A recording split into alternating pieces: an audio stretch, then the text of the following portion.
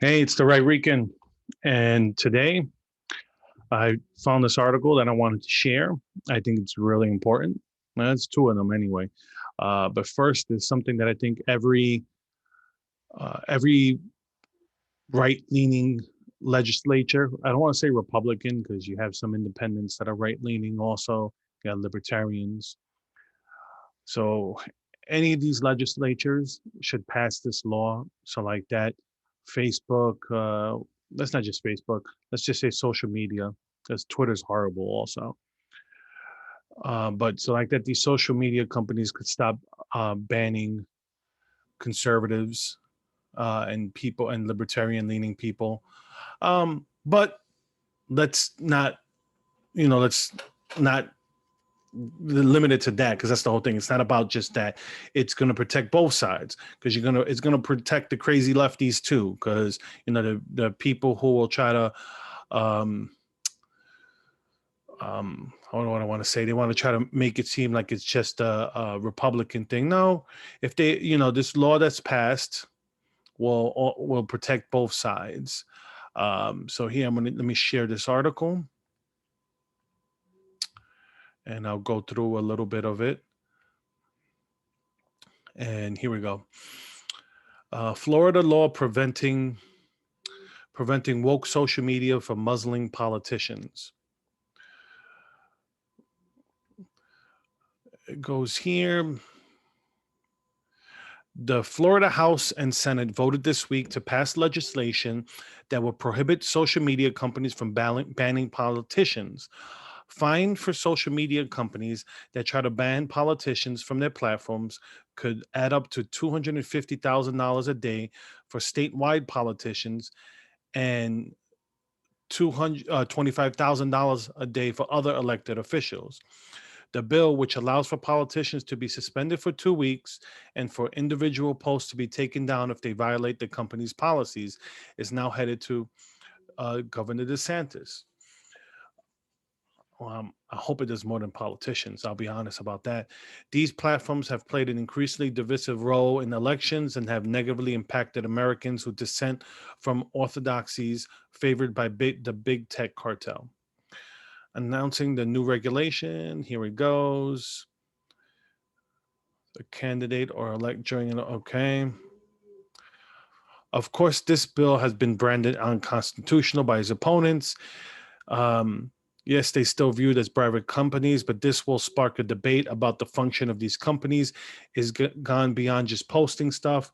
It's kind of like what is basically what Clarence Thomas said, that they needed to be regulated, like they need to be treated as a utility or common carrier.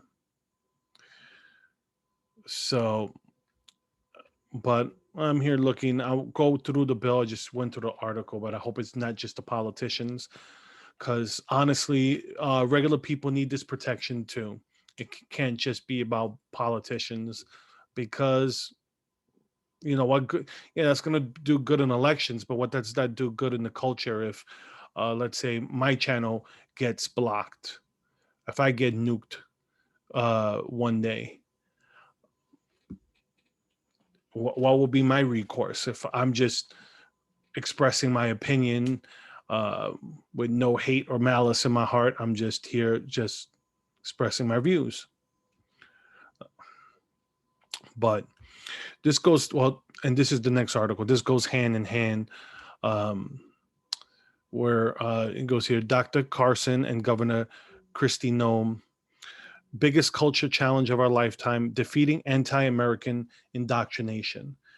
And um, you know, that whole 1619 project is it's a joke. And the fact that they're trying to teach it in schools, I know if that tries to come into my school district, I will fight it.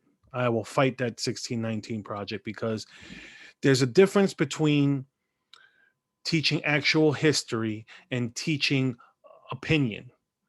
Okay, teaching, yes, slavery existed in this country in the beginning up to the Civil War. Teaching that, that America was founded on slavery, and that was founded, to enslave people and stuff like that. That's an opinion, and that's not fact, because basic history teaches you that there the whole idea of slavery was argued about at the founding. That's why they had free states and slave states, because it wasn't something that was accepted in its entirety. Remember, only like 1% of the population owned slaves. So it's something that they make it seem like it was like, everybody owned slaves. Even some freed blacks owned slaves. So um it goes here. In his 1989 farewell address, President Ronald Reagan worried whether we were doing a good enough job teaching our children what it means to be an American. He longed for what he called an informed patriotism. And like I said, here is I'm gonna you can see the article here is on Fox News if you're curious on reading it. But that is the problem. That's what's going on in this country. We have in academia, they're teaching, they want to teach that America is this systemically racist, horrible country. But meanwhile, we still have people coming here from around the world. But they want to treat this country as if the original sin of slavery is still going on to this day. But it's not. We have, things were getting better until Obama got elected. Things were getting better racially in this country. Then Obama got elected, and honestly, you want to look at what happened. You look at 2012, and he feared he was going to lose his election, his reelection bid. And that's when he leaned into identity politics. Now, when he ran in 2008, he ran as hope and change, and people ate it up. Come 2012, that hope and change was replaced by, if you don't, basically almost like you don't vote for me, it's because you're racist. And if you're Hispanic and you're black, you need to vote for me. You need to vote for the Democrats. And basically you go 2012, and here we are today, 9 years later, all because someone wanted to get reelected, and the Democrats want power. And that's how they get power. They haven't changed their racist ways. They say they have, but no, they just, honestly, they're just replacing one racism with another. There was no big switch.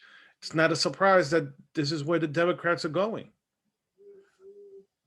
Now, like I said, I always say people are like, oh, but you're shilling for the Republicans. Look, listen, I consider myself a libertarian. There's a lot of things that I disagree with conservatives. I'm just a right-leaning libertarian. There are left-leaning libertarians. You got like Tim Pool, that's a left-leaning libertarian. I'm more of a right-leaning libertarian. Because the only issues I lean sort of left is social issues. That's it. But even then, it's just because the fact that it's not what I believe in my personal life. It's what I feel that the government doesn't have a role in. I don't feel the government should have a role in, let's say, for example, marriage. I don't feel the government should have a role in that. It's a contract between two people. That's what it is. According to the state. It's different when you're religious. But according to the state, it's just a marriage between two consenting adults. That's it. That's all it needs to be. Then let church do their own thing. That's what marriage was. It was a church thing. It's more than that, but I was just trying to oversimplify the issue. But we have this woke culture that's going on that if you disagree with them, regardless, you're racist. And the irony behind that is you have accepted racism. Well, I shouldn't say it's getting less accepted now. I mean, some Texas Democrat politician had to resign because of what he called Tim Scott. I doubt it, but I'd have to read more into that. But it's this is what's going on in their schools. They're teaching kids that America is bad, America is horrible, and that we need to change. And the big change is what we need to get rid of capitalism to go to socialism, to go to Marxism. You know, it's it hasn't worked anywhere, but it's going to work now. Look, in a world of limited resources, socialism and Marxism doesn't work. If we had unlimited resources, if this was Star Trek and there was um, a replicator that would make anything, you just program it and it rearranges the molecules, bam, unlimited resources, then it'd be a different story. But we're limited in energy, we're limited in food, we're limited in space. So, no, you know, that's the reason why socialism doesn't work. And this is the whole thing. The irony is behind it is people always think if they're the ones in charge, they'll make better decisions, and that's the way it always works. That's the way it works in socialism. And no, what ends up happening is people get lazy. They're like, there's no incentive to bust your butt to do a better job. Because what's going to happen? The person next to you that's sitting there on their phone the whole day, and you that's there, knocking it out, you guys are going to get paid the same thing. Eventually, people are going to get frustrated and not do the same job because there's no incentive. There's no incentive to go somewhere else. It happened to me. I remember there was a job with this. I had a coworker who would disappear for hours at end. Nothing happened to him. I think he still works there. I left. I had to leave. That was driving me nuts. I'm there busting my butt every day to do a job, and he'd come in. He was supposed to be in before me. He came in after me, and he was supposed to, and then he would leave. Literally, he'd come in like 11 o'clock and then leave at 3, and nobody told him nothing. Nobody told him. I wasn't his boss. I couldn't say nothing, and my the boss knew what was going on. So what was I to do? So I left. I left. But that's the way, but you can't in communist countries, in the communist system, that you can't go, okay, well, I'm gonna go do something else because they're just gonna pay you something else. So what's gonna end up happening is that the production in that place is just gonna go down the tubes. And that's why the Soviet Union couldn't keep up with us. There's no incentive. The only people that make money are the oligarchs on top. And granted, we have that here, but you still have people who could start at the bottom here, that can move up. The irony of people talking about this systemic racist country. You have someone like Oprah that was, went all the way from the bottom to the top, and she's here talking about systemic racism. It's like, dude, if we were systemically racist, you wouldn't be Oprah. You wouldn't be a billionaire. It wouldn't have been possible. But here we are. You have LeBron, you have all these athletes making money, people kissing their butts, and they're still acting like they're victims. Is that grow up? You guys play a game, you guys make a lot of money. Do something with the money. You know what? A lot of these athletes, oh, a little bit of money here, a little bit of money there. Do some stuff in your community. Do real stuff. Do something that's going to put lasting change. Building housing, that's not going to do much. Build a business in that community with your money that gives jobs, good jobs to people there. But you kiss China's butt. Like, I'll give like the LeBron the example where they're paying slave wages to make his Nike shoes, and he talks about how bad America is, but he's making millions off of slave labor in Nike, with Nike in China. That's socialism. And then who keeps the money in China? The elite. Only the elite. Uh, they don't want a middle class, because the minute you get that middle class, things will change in China if they had a real middle class. Anyways, it's not about China. It's about talking about in our country and the education that's going on, and that's what's destroying our country right now, because these educators are teaching, instead of teaching how great this country is, they just teach the warts.